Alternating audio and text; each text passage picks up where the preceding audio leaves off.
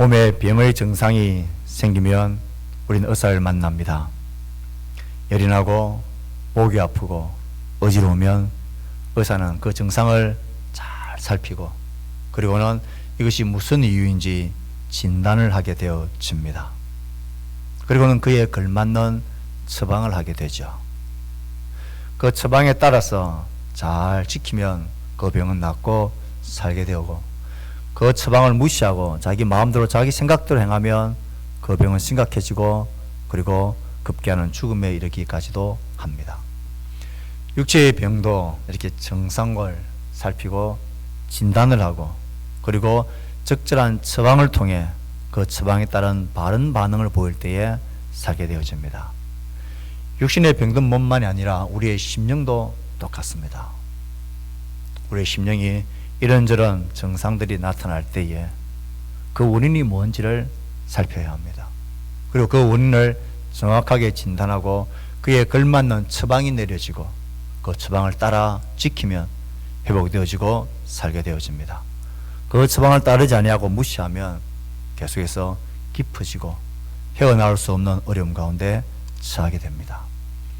학개서의 짧은 2장의 말씀은 이스라엘 백성들의 영적인 현상을 정상을 먼저 우리에게 고발합니다. 하나님의 집 성전이 20년 가까이 황폐해진 채 버려졌습니다. 이건 하나님의 백성에게 처참한 현실이고 있을 수 없는 정상이고 아픔입니다. 이 정상을 대하는 백성들의 마음과 이 정상을 정확하게 진단하시는 하나님의 진단이 결이 다릅니다. 백성들은 대내외적인 어려움 그것 때문이라고 말합니다.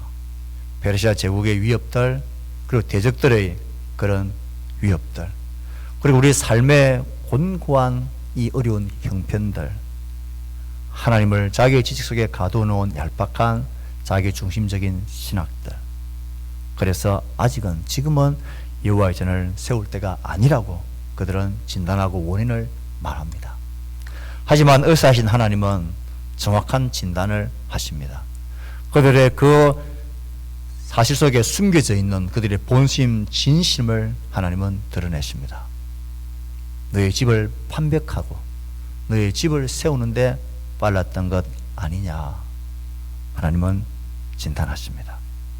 그리고 하나님은 그들에게 살 수 있는 처방을 하셨죠. 2가지 처방을 하십니다. 하나의 처방은 너희 자신들의 행위를 살피라. 이제 멈추었었어. 그 긴 시간 동안 이런저런 핑계와 말로 사실독에 숨어 있었던, 그때 너희들이 닥쳤던, 너희들이 행했던, 너희들이 일어났던 모든 일들에 대한 너희들의 삶을 잘 살피라 하셨습니다. 내가 이슬을 끊쳤고 내가 너희들의 수고를 헛되게 불어버렸고 너희들의 삶이 많이 수고하고 많이 노력했지만 거두는 게 없고 적었고 너희들은 가물고 힘들었지. 내가 그랬다. 내가 왜 이렇게 했는지 너희들 너희의 행위를 살피라. 이것이 첫째 처방이었습니다. 그리고 하나님께서는 이제는 그 산에 올라가서 나무들을 가져와서 성전을 건축하라. 이 명령이 하나님에게서 주어진 처방입니다. 그러면 살 것이고 그렇지 않으면 살지 못할 것이다. 그들의 심각한 영적 황폐함의 정상을 정확하게 진단하신 하나님께서 내리신 처방입니다. 오늘의 본문은 이 처방전을 받아든 백성들이 어떤 반응을 하나님께 보이느냐는 것입니다.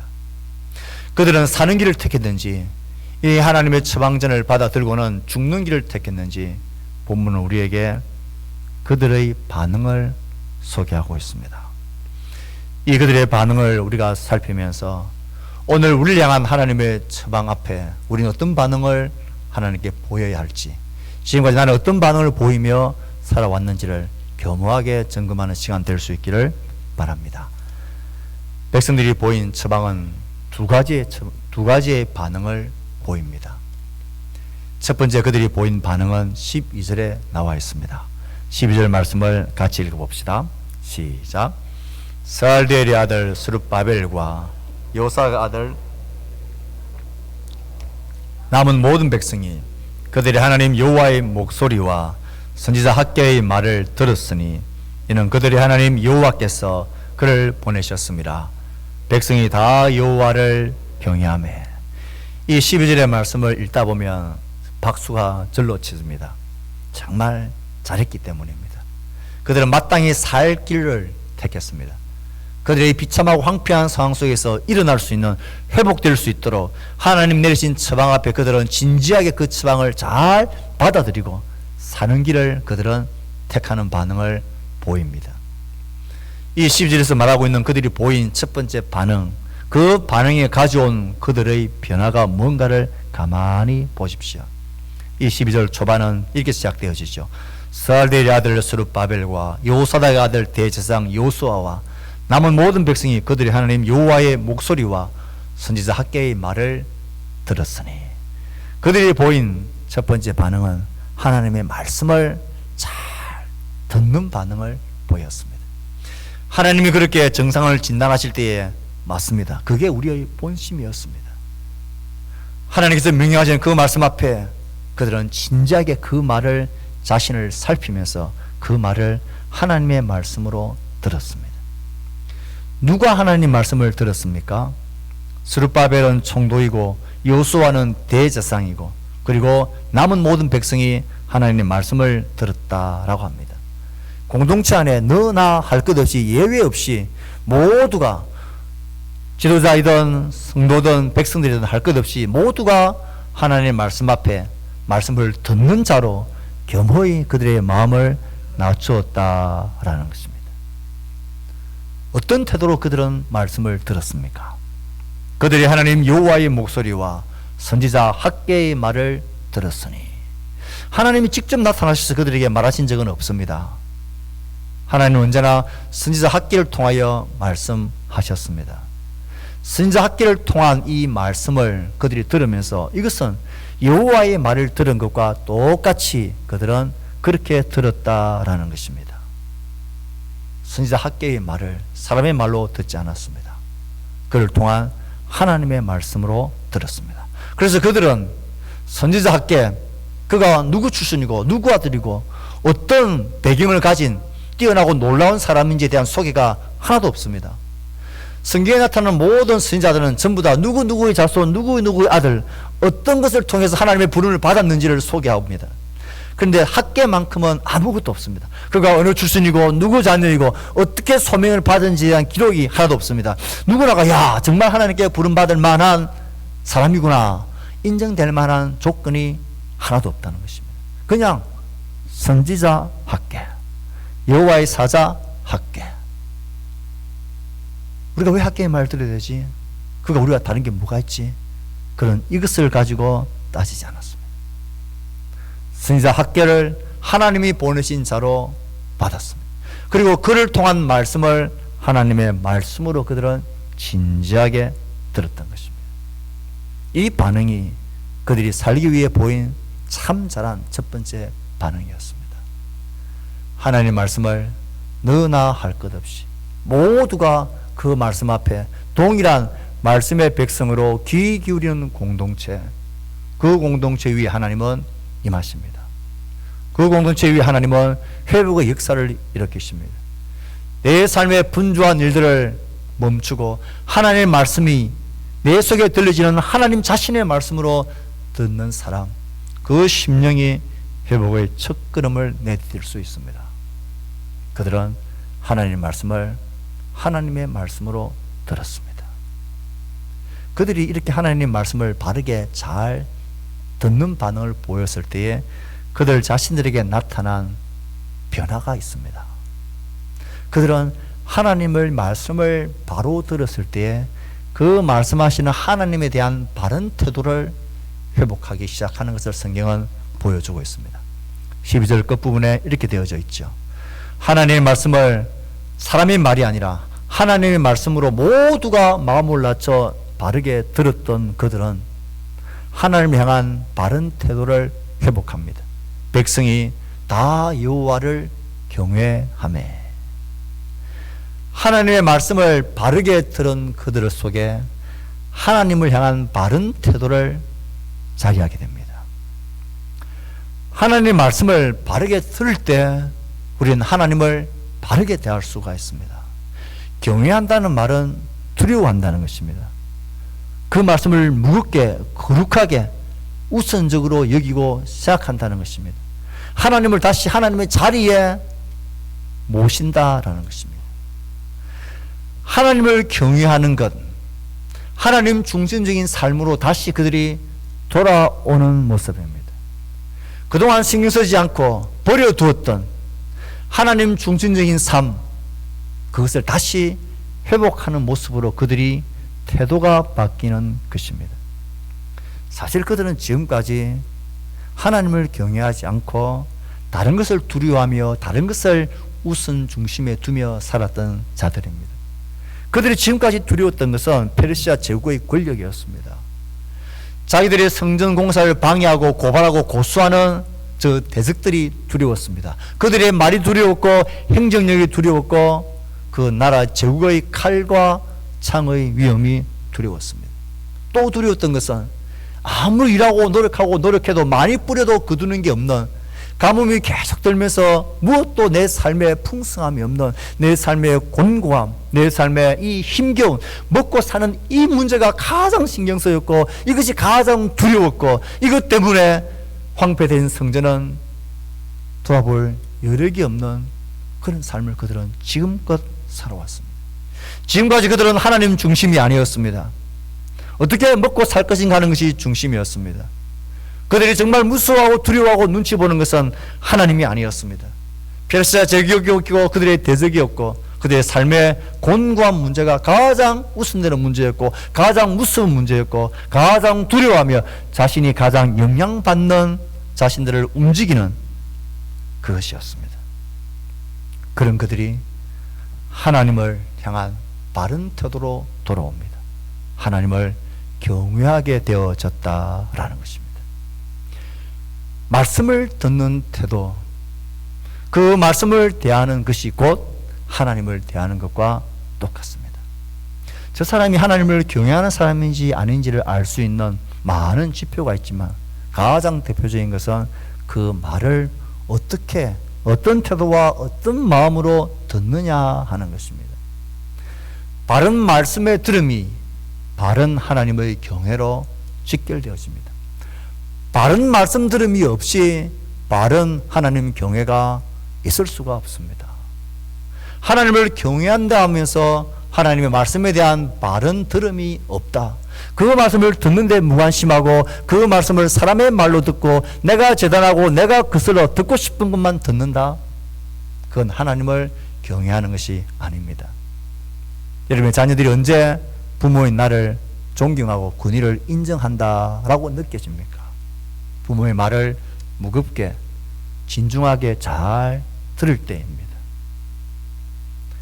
엄마이기 때문에, 아버지이기 때문에 우리를 향한 말에 대해서 진지하게 들을 때에, 그때 부모는 자녀들에게서 존경을 받고 있다라는 것을 느낍니다. 하나님도 똑같습니다. 내가 하나님을 경외하는 자인지 아닌지, 내 마음 중심에 하나님이 중심에 자리했는지 아닌지, 정말 내가 믿고 사는 게 뭔지를 판가름하고 볼 수 있는 중요한 지표가 내가 어떻게 하나님의 말씀을 듣고 있느냐 하는 것입니다. 어떻게 하나님의 말씀을 읽고 하나님의 말씀을 묵상하고 공동체 예배의 시간 속에 간단하게 선포되는 이 말씀이 하나님의 말씀인 줄 알고 어떤 태도와 마음으로 듣느냐, 이것이 직결되어집니다. 만약에 지금 이 시간에 제가 아니라 대통령이 이 자리에 서서 우리에게 훈시와 담화를 한다 생각해 보십시오. 이 말씀을 듣는 그 시간에, 대통령과의 만남 시간에 늦게 올 리가 만무하죠. 와서 엉뚱한 짓을 하고 있을 리가 만무하죠. 말씀이 선포되는 시간에 그 말을 하는 자를 잘 쳐다보셔야 합니다. 말씀을 듣는 태도가 하나님을 대하는 태도와 직결되어집니다. 그래서 저는 우리 성도들이 예배 시간에 선포되는 말씀에 집중했으면 좋겠습니다. 잠을 이기고, 그리고 말씀을 대한 나의 태도에 마음과 태도를 바로 가지고 할 수만 있으면 저랑 억한 감정이 없는 이상 저의 눈을 보셔야 합니다. 사람이 말을 하는데 쳐다보지 않으면 그 태도는 어떤 태도입니까? 니는 해라. 나는 안 들을 거다. 물론 그 마음이야 아닐 것입니다. 하지만 우리의 태도가 우리의 마음을 결정짓는 경우가 참 많습니다. 이스라엘 백성들은 하나님의 처방 앞에 그들은 다른 반응을 보였습니다. 하나님의 말씀을 하나님의 말씀으로 잘 들었습니다. 그러자 그 결과 그들 속에 하나님을 경외함이라는 이 놀라운 변화가 그들 속에 자리하게 되어진 것입니다. 이것이 그들이 살아나고 그들의 회복이 시작되어지게 한 힘이고 근간이었습니다. 우리 모두도 우리 공동체가 하나님의 말씀을 잘 듣는 공동체가 될 수 있기를 바랍니다. 공동체 예배 때뿐만 아니라 여러분이 개인적으로 1년에 한 번씩은 성경을 창세기부터 계시록까지 내가 한번 통독하는 마음으로 가지십시오. 매일 성경을 들고 다니며 매일매일 하나님의 말씀을 그 본문을 읽으십시오. 이 모든 것이 하나님의 말씀을 듣는 우리의 삶이고 태도입니다. 그럴 때 하나님은 내 삶의 무거운 중심의 자리에 들어오실 것입니다. 그럴 때 하나님은 내 삶의 중심이 되어지고 내 삶의 기준이 되어지고 내 삶의 길이 되고 내 삶의 빛이 되고 등이 되어 주실 것입니다. 거기에 하나님 백성의 회복이 있고 믿음 생활의 진전이 거기에 있는 것입니다. 이것을 놓쳐버리면 말씀을 듣는 일에 마음의 태도에 시간을 내지 않으면 하나님을 경외하는 일은 언제 이루어질지 모릅니다. 1년, 3년, 5년, 10년이 지나도 하나님과의 거리가 내 마음에서 가까워지지 않는 것은 그의 말씀을 듣지 않기 때문입니다. 그의 말씀을 사람의 말로 듣기 때문입니다. 그의 말을 듣고 싶은 것만 들으려고 하기 때문입니다. 바른 말씀 들음이 바른 하나님의 경외로 이어진다는 사실을 우리의 마음속에 꼭 새겼어. 우리도 이 말씀을 바르게 듣는 이 태도, 이 반응이 우리 가운데 활성화되어질 수 있기를 바랍니다. 백성들이 보인 두 번째 반응은 13절, 14절에 나와 있습니다. 13절, 14절 말씀을 백성들이 도대체 어떤 반응을 보였는가, 어떻게 해서 그런 반응을 보이게 되었는가 하는 것을 생각하며 그들이 보인 두 번째 반응을 읽어봅시다. 13절, 14절입니다. 시작. 그때에 여호와의 사자가 학개가 여호와의 위임을 받아 백성에게 말하여 이르되 여호와가 말하노니 내가 너희와 함께하노라 하니라. 여호와께서 스알디엘의 아들 유다 총독 스룹바벨과 요소닥의 아들 대제사장 요수아의 마음과 남은 모든 백성의 마음을 감동시키심에 그들이 와서 만군의 여호와 그들의 하나님 전공사를 하였으니. 그들이 보인 두 번째 반응은 자리에서 일어나는 것입니다. 너희는 그 산에 올라가서 나무들을 가져와서 성전을 건축하라는 이 하나님의 처방을 딱 듣고 그들은 일어났습니다. 그들은 그 산으로 올라갔습니다. 저마다 해올 수 있는 나무를 가져다가 성전 공사를 재개합니다. 그들이 보인 두 번째 반응은 하나님께서 성전을 건축하라는 그 말씀에 따라서 그들은 성전 공사를 시작하는 재건하는 일을 했다라는 것입니다. 그 말을 듣고는 아직은 때가 아닙니다. 달라진 게 아무것도 없는데 무슨 성전 공사를 해란 말입니까? 지금은 아니라는 고집을 부리지 않았습니다. 예 하고 그들은 일어났고 산에 올라갔고 나무를 가져다가 성전 공사를 시작하게 되었습니다. 그런데 이 말씀이 우리 가운데 들려지는 중요한 사실 하나가 있습니다. 그들이 와서 만군의 여호와 그들이 하나님의 전공사를 하였으니, 전공사를 했다는 것은 이 14절 끝부분에만 딱 결과로만 나와 있고, 그들이 이렇게 성전공사를 하게 되게 만들었던 하나님이 그들 속에 행하셨던 일들이 훨씬 더 많이 강조되어지고 있습니다. 우리가 물어야 할 것은 이것입니다. 아, 이들이 하나님의 처방을 따라 성전공사를 시작하네? 야, 잘했다. 이것이 아니라 상황은 여전히 똑같고 여전히 가뭄으로 어렵고 힘들고 대적은 여전히 눈을 뜨고 우리를 지키고 위협하고 있는 상황은 하나도 변한 게 없는데 그들이 어떻게 성전 재건을 시작하게 되었지? 도대체 하나님이 그들의 말씀을 듣고 하나님을 경외하는 그들에게 하나님이 도대체 어떤 일을 행하셨길래, 어떤 변화를 그들에게 주셨길래 그들이 변하지 않는 상황 속에서 성전을 재건하기 시작했지? 이 질문을 우린 던져야 합니다. 왜냐하면 우리의 삶 가운데 내가 경험하고 있는 황폐한 성전된 나의 심령들, 나의 신앙생활의 크고 어려운 문제, 상황들은 여전히 똑같고 여전히 변함이 없는 상황 속에서 어떻게 성전을 재건하는 이 일에 그들이 순종하고 나설 수 있었지? 어떻게 그들 속에 이런 놀라운 역사가 가능하게 되었지? 그 하나님이라면 나의 삶 속에서도 그런 놀라운 역사가 가능하게 하실 하나님이심이 분명하기 때문입니다. 그들이 보인 두 번째 반응, 그들이 성전을 재건하는 이 일을 도대체 하나님은 어떻게 이것이 가능하도록 그들 가운데 역사하셨느냐 하는 것입니다.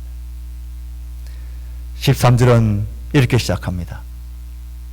여호와가 말하노니 내가 너희와 함께 하노라 하니라. 13절 14절엔 하나님이 그들 가운데 행하셨던 일들이 나옵니다. 그래서 그 결과 그들은 하나님의 전을 공사를 시작하게 되어집니다. 하나님이 그들 가운데 행하셨던 그 일이 무엇입니까? 내가 말하노니 내가 너희와 함께 하노라. 현실적으로 생각하고 따져보면 지금 성전공사를 재건하기 위해서 그들에게 있어야 될 것, 필요한 것은 무엇입니까? 무엇보다도 성전공사를 그 20년 동안 못하게 막았던 이 상황이 좀 변화되어져야 합니다. 이 상황을 타개할 수 있는 뭔가 대단한 아이디어, 대단하게 뛰어난 사랑, 뭔가 기회와 변화들이 주어져야 합니다. 우리가 이때껏 왜 머뭇거렸는데 대적의 위협들 좀 제거해 주시고 우리의 삶의 공고한 문제, 해도 남는 게 없는 이 곰핍한 삶의 문제, 이게 좀 회복되어지고 우리 삶이 좀 풍성이 넘치고 그래서 좀 넘쳐나서 그런 풍부한 것이 준비되어졌을 때에 그때 성전 재건을 할 수 있는 것 아닙니까? 하지만 지금은 여전히 똑같았습니다. 여전히 삶은 어려웠고 힘겨웠고 대적들은 더 날카롭게 우리를 쏘아보며 저것들이 공사를 하나하나 지켜보고 있었고 그 눌림 앞에 그런 20년을 눌려서 아무것도 하지 못한 채 버려두어졌는데 우리가 다시 재건을 하려면 어떻게 해야 합니까? 하나님께서 이것을 타개할 수 있는 뭔가 대단한 선물을 주셔야 하지 않습니까?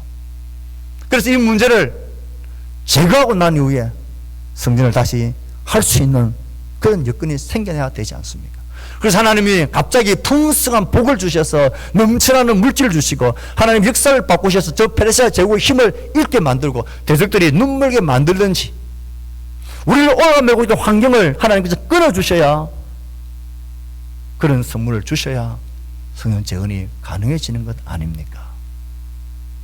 내 삶이 이렇게 어렵고 힘겹고 되는 일이 없고 삶이 공급한데 무슨 하나님을 섬기고 하나님 중심으로 살고 믿음으로 산단 말입니까? 그래 살다가 다 굶어 죽게.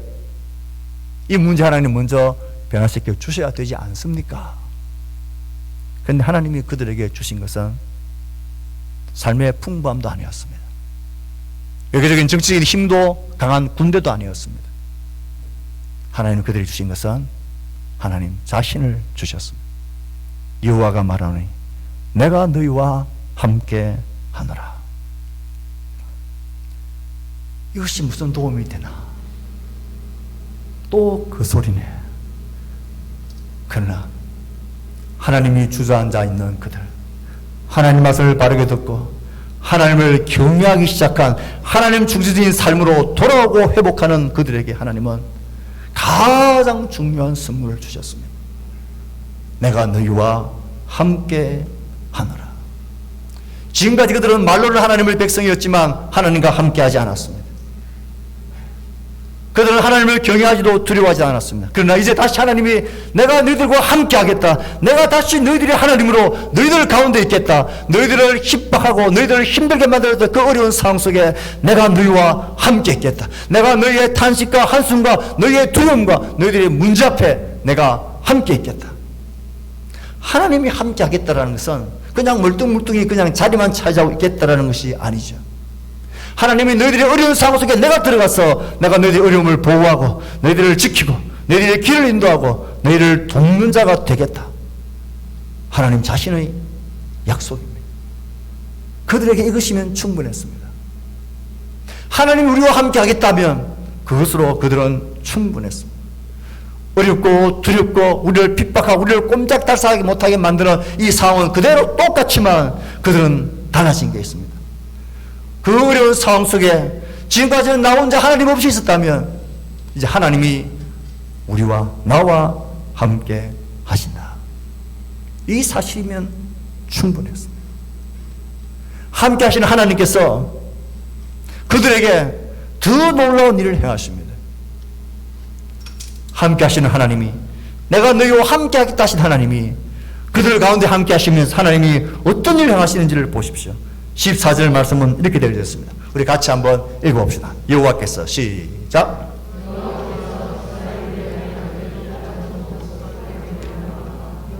요사다의 아들 대제사장 요수아의 마음과 남은 모든 백성의 마음을 감동시키시매.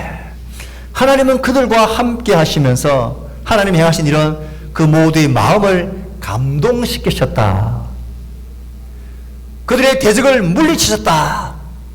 그들의 삶에 풍성한 복을 주셨다.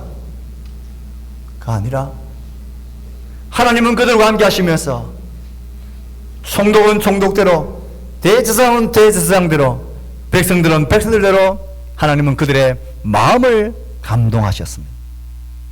상황을 바꾸어 변화시킨 게 아니라 그 상황 속에 주눅 들어있는 그들의 마음을 새롭게 하셨다는 것입니다. 그들의 마음을 새롭게 하셨다는 것입니다.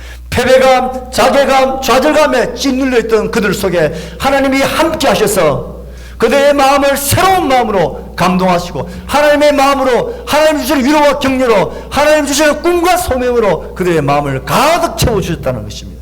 그들을 새로운 마음, 새로운 눈, 새로운 길을 볼 수 있도록 하나님 그들의 마음을 감동시켜 주셨습니다. 감동시킨다는 말은 일깨우는 것입니다. 다시 움직이게 하고 굳세게 자신 있게 세우는 것입니다. 다시 에너지를 방전된 상태에서 그 에너지를 충만케 해주셨다라는 것입니다. 행정적인 지도자에게는 행정적인 관점에서, 종교적 지도자인 대제사장인 대제사장의 관점에서, 남은 모든 백성들의 마음은 그들의 삶의 곤고함 속에 있는 그들의 마음을 하나님은 감동시켜 주셨습니다. 여건은 똑같았습니다. 상황은 어쩌면 더 어려워지고 더 힘겨워질 수 있는 상황이었습니다. 그런데 상황은 하나도 달라진 게 없는데 그들의 마음이 달라졌습니다. 그들의 마음을 하나님은 변화시키셨습니다. 새로운 환경이 아니라 새로운 마음을 그들에게 하나님은 채워주셨습니다. 마음이 새로워지고 마음이 감동되어지면 똑같은 어제의 현실이 오늘은 달라 보입니다. 상황은 달라진 게 없는데 그것을 보는 내 눈이 달라진 것입니다. 그것을 대하는 내 마음이 달라진 것이고 그것을 해석하는 나의 해석이 하나님 중심적으로 달라지는 것입니다. 사람은 마음이 감동을 받고 눈이 달라지면 똑같은 상황을 보는 것이 달라집니다. 나 혼자서 어떻게 자녀를 양육하며 나 혼자서 어떻게 어려운 시대를 살아갈까? 낙심 가운데 절망 중에 있다가도 함께 하신 하나님이 눈에 보이고 그 하나님 우리의 마음을 감동시켜 주시고 충만케 하시며 하나님 안에서 얼마든지 살 수 있구나, 살 길을 하나님이 열어주시고 보여주시고 위로하시고 격려하시는 것을 알게 되어집니다. 하나님은 하나님의 성전을 천사들의 손을 통해서 하늘에서 다 만들어서 우리에게 툭 떨어뜨려 주시지 않으십니다. 우리에게 이 새로운 현실을 바라보는 마음을 주십니다. 새롭게 볼 수 있는 눈을 주십니다. 이것이 감동하심입니다. 하나님이 그 백성들을 감동하셨습니다. 사람이 감동을 받으면요 어떤 힘이 생깁니다. 보지 못했던 길이 열리고 보지 못했던 에너지, 아니 저 아이 속에 저런 에너지가 있었나 싶은 그런 놀라움을 보게 되어집니다. 그렇게 공부하기를 싫어하고 거부하던 아들이 홀로 자기를 양육하고 키우는 어머니가 시장에서 그렇게 사람들의 구박을 받으면서 장수하고 애쓰는 모습을 딱 보는 순간 이 아들이 마음에 감동을 받습니다. 어머니의 일생과 사랑에 대한 감동을 받으면 이 아이가 정신을 차리고 제대로 공부하기 시작합니다. 그게 감동하십니다. 우리의 마음에 감동을 받으면 감동받는 그곳에 나의 시간과 물질과 나의 삶의 에너지를 쏟는 것을 두려워하지 않습니다.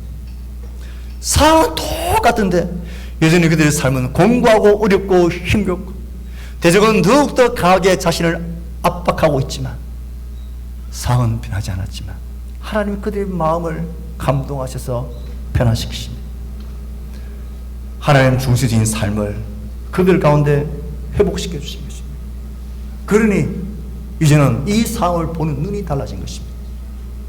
이곳에서 우리가 할 수 있는 게 없고 지금은 때가 아니라고 이러지 않았다라고 그렇게 18년 가까이 동안 숨어있던 그들이 이게 무슨 일이냐, 하나님의 마음의 눈으로 하나님이 감동하시는 주권자이신 하나님을 바라보는 눈으로 이 현실을 바라보니 그들은 가만히 있을 수가 없었던 것입니다. 총독은 총독대로 행정적인 문제를 새로운 길을 돌파해내고 찾습니다. 고레스 원년에 보냈던 반포되었던 그 원본을 찾자.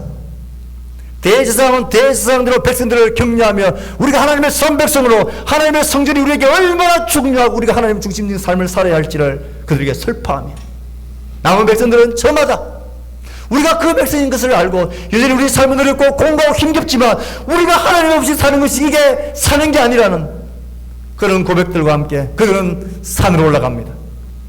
자신이 할 수 있는 영양권 나무를 가져옵니다. 그리고 성령 공사를 재개하기 시작하는 것입니다. 그들의 마음을 하나님은 감동시키고 바꾸셨습니다. 그래서 그들에게 이 놀라운 두 번째 반응이 가능했던 것입니다. 우리의 삶이 너무나 똑같지 않습니까? 이 공고한 우리의 삶이 계속되어지고 여전히 우리의 삶은 공고하고 어렵고 바쁘고 힘겹고 싱수고 애써야 될 일이 얼마나 많습니까? 하지만 하나님께서 이 일을 돌파하는 문제는 그래서 하나님이 내 삶의 뒷자리에 밀려져 있는 그 상황 속에 이 상황의 변화를 우리는 기대하며 이 상황 좀 바꿔달라고 우리 하나님께 간구하지만 하나님이 정작 원하시는 것은 우리 속에 하나님 자신을 자리하게 하는 것이고 그 하나님을 말미암아 우리의 마음이 감동을 받는 것입니다. 하나님 나에게 어떤 분이고 그의 피값 주고 사신 교회가 어떤 공동체이고 나의 삶에 있어 신앙생활의 중심이 어떤 가치가 있는 것인지에 대한 새로운 마음과 새로운 눈을 주시는 것입니다. 그러면 각자의 자리에서 새로운 마음과 눈과 감동을 가지고 자신이 올라갈 수 있는 산으로 갑니다. 자신의 영양권 해올 수 있는 나무를 가져다가 성전으로 가져옵니다. 그러면 모두가 한 마음을 가지고 성전을 재건하는 이 아름다운 모습이 하나님의 공동체, 교회의 공동체가 아니겠습니까? 우리에게 필요한 것은 백향목이 아닙니다. 우리에게 필요한 것은 평안의 삶의 안정이 아닙니다. 우리에게 필요한 것은 우리의 삶의 풍부함이 아닙니다. 우리에게 필요한 것은 우리와 함께 하시는 하나님을 사모하는 것입니다. 그 하나님이 우리의 마음을 감동시켜 주시기를 간구하는 것입니다. 그것이 교회 아닙니까? 얼마나 더 많이 직분과 직무라는 것을 가지고 여러분을 위협하고 여러분을 뒤에서 쫓아내고 은혜를 강조하고 얼마나 많이 그렇게 해야 우리의 삶이 하나님의 마음을 따라 움직일 수 있겠습니까?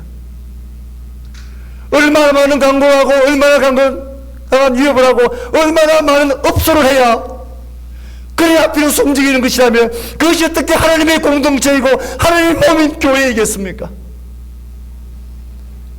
우리가 사모해야 될 것은 하나님의 감동하심이에요. 옳은 사성주의를 우리가 선포하고 기도하며 우리의 옳것을 가슴에 품는 것, 여러분의 이름을 병변에 다 적고 목사님부터 장로님, 지사님, 권사님 이름을 다 적고 누가 얼마나 누구를 품었는지를 다 기록하고 그렇게 보여줘야만 그렇게 움직이는 것이라면 그게 교회입니까? 그건 시장이죠. 누가 수영 와서 수영특강에 나왔는지 누가 금요기도에 나왔는지를 일일이 이름을 적고 점검하고 그렇게 직분을 가지고 그렇게 여러분들을 쏘아붙여야 망하지 못해서 자리를 지키는 것, 그건 교회가 아닌 것입니다. 하나님의 공동체는 하나님이 우리를 감동해 주시는 감동으로 움직여야만 지속되어지는 공동체. 하나님의 말씀을 읽는 일에 기도하고 배우고 하나님의 뜻을 이루어가는 일에 우리에게 필요한 것은 삶의 평안이 아닙니다. 좀 살만한 여건이 되는 게 아닙니다. 우리에게 필요한 것은 내가 하나님께 헌금할 수 있는 여유가 있는 재물의 풍부 무함이 아닙니다. 우리에게 정말 필요한 것은 하나님의 말씀을 듣는 마음입니다. 그 결국 하나님을 경외하는 마음이고 내 삶의 중심에 계신 하나님을 보는 눈입니다. 그리고 그 하나님이 우리의 마음과 심령을 감동시켜 주시기를 간구하고 사모하는 간절함입니다. 그렇게 하나님이 우리의 마음을 감동해 주시면 이 백성들이 저마다 그 보이는 산에 올라가서 자기의 영양껏 해올 수 있는 나무들을 기쁨과 즐거움으로 해오며 성전을 지어가는 일에 열심히 한 마음으로 사는 것. 이건 사람이 그들에게 강조하고 위협하고 그들을 닥달해서 되어지는 그런 일이 아닙니다. 하나님의 감동하심이 우리 가운데 있어요. 저는 하나님이 이 하나님의 감동하심으로 우리 모두를 충만해 주시기를 기도합니다. 우리가 정말 교회이기를 기도합니다. 하나님 중심적인 하나님의 말씀이 우리를 움직여가는 하나님의 말씀의 공동체이기를 진심으로 축복합니다. 정말 우리 공동체가 그렇게 하나님의 감동하심을 따라 움직이는 공동체, 그렇게 하나님의 백성으로 사는 하나님의 공동체가 될 수 있기를, 말씀의 공동체가 될 수 있기를, 하나님을 경외하는 공동체가 될 수 있기를. 그래서 우리가 모일 때마다 우리의 산으로 함께 손잡고 올라가서 함께 나무를 하며 함께 절구, 너의 수고와 약함을 내가 대신하니까 너 걱정하지 마라. 우린 한 몸 한 공동체라는 이 기쁜 즐거움과 감사가 우리에게 있기를 바랍니다.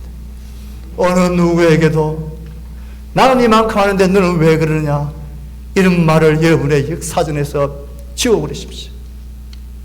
우리는 하나님의 감동하심으로 그의 공동체를 힘껏 이루어가는 하나님의 백성들입니다. 이 백성으로 살며 이 백성으로 수고하며 남들이 알아주나 안 알아주나 하나님의 전을 세워가고 내 안에 하나님의 전이 세워져가는 이 행복한 삶을, 이 믿음의 삶을 살아가는 하나님의 백성들, 교회가 되기를 주의 말씀으로 축복합니다. 우리가 주의 말씀을 생각하며 우리 헌신하고 다짐하는 기도를 각자의 목소리로 하나님께 드립시다. 기도합시다.